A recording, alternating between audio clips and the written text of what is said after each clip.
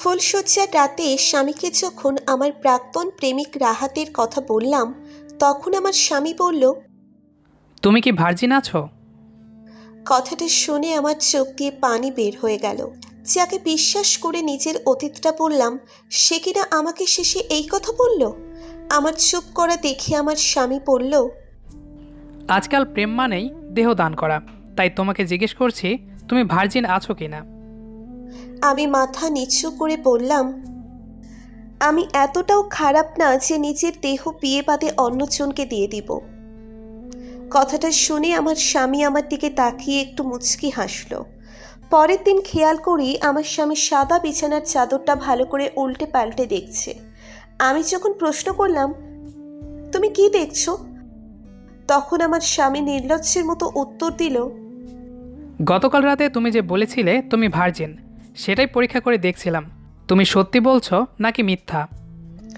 মানুষ কতটা নিম্নমানের হলে বিছানার চাদরে রক্তের দাগ লেগে আছে কিনা সেটা দেখে যাচাই করে বউ ভার্জিন কিনা। আমি ঘৃণার চোখে আমার স্বামীর দিকে তাকিয়ে বললাম, তা পরীক্ষা করে কি বুঝলে? স্বামী আমার দিকে রাগী চোখেই তাকিয়ে বলল, এইখানে কিছু বোঝার নাই, আমি যা বোঝার বুঝে গেছি। আজকালকার প্রেম বলে কথা। এই কথা বলে আমার স্বামী চলে গেল। আর আমি বসে ভাবতে লাগলাম, শেষে এমন একটা মানুষের নাম আমার কপালে লেখা ছিল। একদিন রাতে আমার স্বামী হুট করে বলল, তোমার ফেসবুক আইডির পাসওয়ার্ডটা একটু দাও তো। আমি বেশ অবাক হয়ে বললাম, আমার আইডির পাসওয়ার্ড দিয়ে তুমি কি করবে? আমি যাই করি তোমায় দিতে বলেছি, দাও। আমি আমার ব্যক্তিগত আইডি কাউকে দিব না। আমার কথা শুনে আমার স্বামী রেগে গিয়ে বলল, নিজের ব্যক্তিগত শৈলটা তো বিয়ের আগে ঠিকই অন্য ছেলেকে দিয়ে বসে আছো, তাহলে আইডি দিতে এত কথা কিসের? নাকি তোমার নষ্ট আমি ধরে ফেলবো বলে দিতে চাইছো না?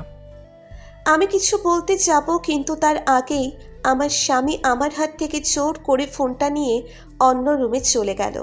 সারা রাত কান্না করতে করতে কখন ঘুমিয়েছি খেয়াল নেই।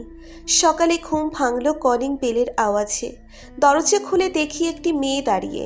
আমাকে দেখে মেয়েটা বলল, ও, তুমি সেই মেয়ে যার জন্য তানভীর আমাকে ফেলে তোমাকে বিয়ে করেছে? আমি অবাক হয়ে বললাম, মানে? মানেটা তুমি বুঝবে না, তোমার স্বামীকে ডাকো, সেই তোমাকে বলবে। এমন সময় আমার স্বামী এসে মেয়েটাকে দেখে চমকে গিয়ে বলল, রিয়া, তুমি এইখানে? মেয়েটা মুচকি হেসে বলল, যে মেয়ের জন্য তুমি আমাকে টিস্যু পেপারের মতো ইউজ করে বাইরে ছুঁড়ে ফেলে দিলে, সে মেয়েটাকে দেখতে আমার খুব ইচ্ছে করছিল, তাই দেখতে আসলাম। আমার স্বামী তখন কাঁপা কাঁপা গলায় বলল, কী সব বাজে কথা বলছো? তুমি এই মুহূর্তে বাসা থেকে বের হয়ে যাও। মেয়েটা রেগে গিয়ে তখন বলল, বউয়ের সামনে এই কথাগুলো শুনতে খারাপ লাগছে তোমার? আমার সাথে প্রতারণা করার সময় তোমার খারাপ লাগেনি? দিনের পর দিন আমার এই শরীরটা নিয়ে খেলেছো, খেলা শেষে আমায় বাদ দিয়ে বড়লোকের মেয়েকে বিয়ে করে ফেললে। আমি এই কথাগুলো সহ্য করতে পারছিলাম না, তাই চুপচাপ ওদের সামনে থেকে চলে গেলাম। কিছুক্ষণ পর আমার স্বামী এসে যখন আমার পাশে বসলো, তখন আমি চোখের পানিটা মুছতে মুছতে বললাম, আমার ফোনটা দাও। আশা করি আমার ফোনে সন্দেহ করার মতো কিছু পাওনি। আমার স্বামী ফোনটা হাতে দিলে আমি ওর দিকে তাকিয়ে বললাম, যে যেমন সে ভাবে তার পাশের মানুষটাও তেমনি। আমাদের দুই পরিবারের অমতের জন্য রাহাতের সাথে আমার ভালোবাসা পূর্ণতা পায়নি।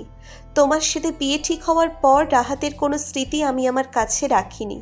ভেবেছিলাম সব ভুলে তোমায় ভালোবাসবো, কিন্তু যে মানুষ বিয়ের আগে অন্য নারীর শরীর নিয়ে খেলে, বিয়ের পর বইয়ের সতীত্ব পরীক্ষা করার জন্য বাসরটাতে পরের দিন বিছানার চাদর উল্টে পাল্টে দেখে, বউয়ের ফোন কেড়ে নেয়, তাকে কি করে ভালোবাসবো বলো? পৃথিবীতে সব ছেলেই প্রেমিকার দেহ চায় না। কিছু ছেলে প্রেমিকাকে খুব সম্মান করে। 3 বছরের সম্পর্কে রাহাত আমার হাত ধরা বাদে অন্য কিছুর জন্য আবদার করেনি। আর তুমি কি না? কথাগুলো বলে আমি যখন চলে যাব, তখন আমার স্বামী আমার হাত ধরে যেতে বাধা দিল। আমি তখন হাতটা সরিয়ে ওর দিকে ঘৃণার চোখে তাকিয়ে বললাম, আমাকে আটকানোর বৃথা চেষ্টা করো না, কারণ নিচু মানসিকতার মানুষের সাথে আর যাই হোক একই ছাদের নিচে থাকা যায় না।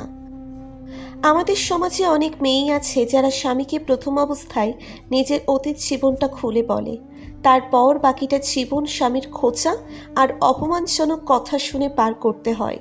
প্রথম শুনে স্বামী বলবে ঠিক আছে, অতীতের কথা সব ভুলে যাও। কয়েকদিন পর সেই স্বামী অতীতের কথাগুলো বারবার মনে করিয়ে দিয়ে কষ্ট দিবে। গল্পটি কেমন লেগেছে সেটি অবশ্যই কমেন্ট করে জানাবেন। আর হ্যাঁ, গল্পটি অনেক শিক্ষণীয় ছিল, তো যদি কিছু শেখার থাকে, যদি মনে হয় শেখার আছে, তাহলে শিখে নেবেন। দেখা হচ্ছে আবারও নতুন কোনো গল্প নিয়ে। সে পর্যন্ত আমাদের সাথেই থাকবেন। ধন্যবাদ সবাইকে।